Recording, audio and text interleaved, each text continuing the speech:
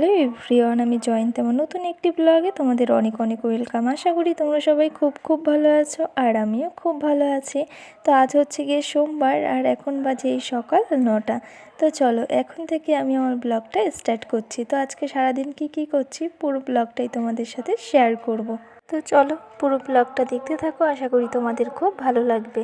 তো দেখো, সোমবার দিন সারাদিন বৃষ্টি হবে, খবরে তো দেখিয়ে দিয়েছে, আর সেরকমটাই তো সারাদিন ধরে বৃষ্টি হয়েছে। আর আগের দিন রাতে তো তাণ্ডব হয়ে গেছিলো, মানে সেই 12টা থেকে স্টার্ট হয়েছে, আর 3টের দিকে তো আরও বেশি ঝড় হয়েছে। মানে এত ঝড় হয়েছে, মানে রোববার রাতের কথা বলছি আর কি, রাতের থেকে এত ঝড় হয়েছে। যাই হোক, সোমবার দিন সকাল থেকে সারাদিন বৃষ্টি, আর সকালবেলা উঠে পড়েছি। আর চলো, সবাইকে তো গুড মর্নিং বলতেই ভুলে গেছি, তো সবাইকে জানাই গুড মর্নিং। তো সকালবেলা উঠেই একটুখানি আগে ফ্রেশ হয়ে নিয়েছি, তারপর কিন্তু ফুলগুলো তুলে নিচ্ছি। তো আজকে একটুখানি লেট হয়ে গেল ফুলগুলো তুলতে, আর মাই সবসময় ফুল তোলে, তো আজকে ভাবলাম যে আমি তুলি। মা যেহেতু কাজ করছে আর ঝিরিঝিরি বৃষ্টি পড়ছে, সেরকম একটা বোঝা যাচ্ছে না, তো ক্যামেরায় তো বোঝা যাচ্ছে না, কিন্তু ঝিরিঝিরি এখনও বৃষ্টি হচ্ছে। তো এই বৃষ্টির মধ্যেই ফুলগুলো তুলে নিচ্ছি, আর সমস্ত গাছের ফুল তোলা হয়ে গেছে। তো প্রথমে তো ওই গাছটার ফুল তুলে নিয়েছি, আর ঘরের মাঝখানে একটা ফুল গাছ লাগানো আছে, তো ওখান থেকেই ফুল তুলে নিলাম। আর এই দুটো গাছের ফুল দিয়েই আমাদের কমপ্লিট হয়ে যায় পুজো দেওয়া। তো ফুল তুলে তো ঘরে চলে আসলাম, আর এখন ঘরটা ঝাঁট দিয়ে নিচ্ছি। তো ঘরটা ঝাঁট দিয়ে নিই, তারপর আবার পড়তে চলে আসবে এখানে। আর দাঁড়াও, তোমাদেরকে একটা কথা বলি, আমাদের এখানে হয়তো কোথাও নিচের মাঠের দিকে কীর্তন হচ্ছে, তো দু সাইডে দুটো মাইক লাগিয়েছে, আর সেরকমভাবে ভয়েস দিতেও খুব প্রবলেম হচ্ছে। আর তোমাদের তো শুনতে খুবই প্রবলেম হবে আমার ভয়েসটা, যেখানে হচ্ছে গিয়ে কীর্তনের আওয়াজ পাবে। তো তোমরা প্লিজ একটু ম্যানেজ করে নিও, প্লিজ আজকের ভয়েসটা তোমরা একটুখানি ম্যানেজ করে নিও। তো আমি সমস্ত জানলা দরজা আটকে নিয়েছি, তারপরেও শোনা যাচ্ছে। তো ভয়েসটা আমার হচ্ছে রাতে দেওয়া উচিত ছিল, তো আমি জানতামই না যে এখানে হচ্ছে সকাল থেকে এরকম মাইক বাজবে, তাহলে হয়তো আমি আগের দিন রাতেই ভয়েসটা দিয়ে রাখতাম। তো যাই হোক, পড়তে চলে এসেছে, আর পড়ানো কমপ্লিট করে নিয়েছি। তারপর হচ্ছে গিয়ে এখন একটুখানি চা আর বাবুজি কেক খেয়ে নিলাম। তো সকালের টিফিনটা চা আর বাবুজি কেক দিয়েই কমপ্লিট করলাম। তারপরে মাকে এদিকে একটু মশলা করে দিচ্ছে। তো এই ডিউটিটা তো আমার আর বোনেরই থাকে।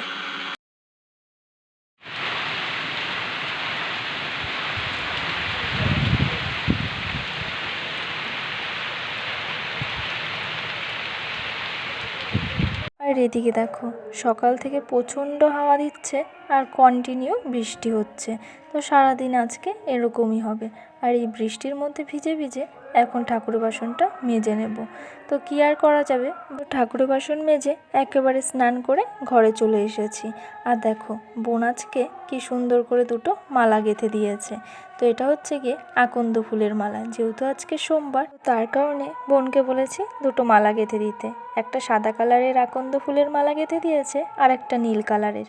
তো বোন স্নান করে এসেই মালা দুটো গেঁথে দিয়েছে। তো আমি যখন স্নান করে এসেছি তখন তো বেশ কারেন্ট ছিল, আর দেখো পুজো দিতে বসেছি, আর ফট করে কারেন্টটা চলে গেল। এই যে কখন আসবে তার কোনো ঠিক ঠিকানা নেই, অনেকক্ষণ আগেই গেছে। আর সেই যে কারেন্ট গেছে, কারেন্ট এসেছে সন্ধ্যে 6টার সময়। তো বারবার করে যাচ্ছে আর আসছে, তো কী আর করব, চার্জার লাইট দিয়ে পুজো দিচ্ছি এখন। আর হ্যাঁ, আজকে আমার অনেক দিনের একটা ইচ্ছে পূরণ করছি, সেটা হচ্ছে গিয়ে এই শিব ঠাকুরের পাশে ইচ্ছে ছিল একটা নন্দী বসানোর। তো নন্দীটা তো আমি অনেক দিন আগেই এনে রেখে দিয়েছিলাম, তোমাদেরকে আমি দেখিয়েছিলাম সেটা, তো সেটা বসানো হয়নি।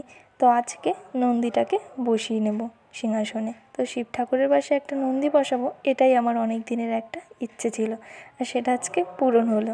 তা যাই হোক, এই যে দেখো, প্রথমে হচ্ছে কি একটু গঙ্গার জল ঢেলে নিলাম, তারপরে মধু আর ঘি দিয়ে ভালো করে একটু মাখিয়ে নিলাম, তারপরে দেখো দুধ ঢেলে দিলাম।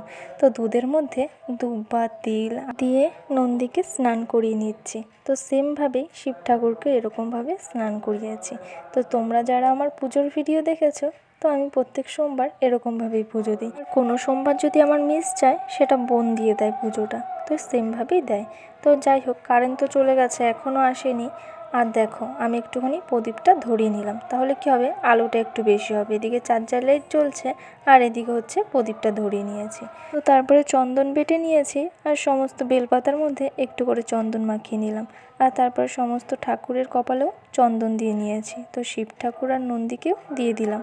আর দেখো মালাটা বোন গেঁথেছে, খুব সুন্দর করে গেঁথেছে, আমার থেকেও ভালো মালা গাঁথে বোন। আর এখানে হচ্ছে শিব ঠাকুরকে 3টে পাতা একসাথে করেই দিয়ে দিলাম। তো একটা একটা দিতে গেলে পড়েই যাবে, থাকবে না, তো তার কারণে 3টে একসাথে করে দিয়ে দিয়েছি। তারপরে একটু দুব্বা সাথে করে একটা ফুল দিয়ে দিয়েছি, সাদা ফুল। তো সাদা জিনিস তো শিব ঠাকুরের খুবই পছন্দের, তো তার কারণে একটা সাদা ফুল দিয়েছি। আর সাদা ফুলের আকন্দর মালা দিয়েছি আজকে। তো আর হচ্ছে গিয়ে যে নীল ফুলের আকন্দর মালাটা ছিল ওটা হচ্ছে নন্দীকে দিয়েছি।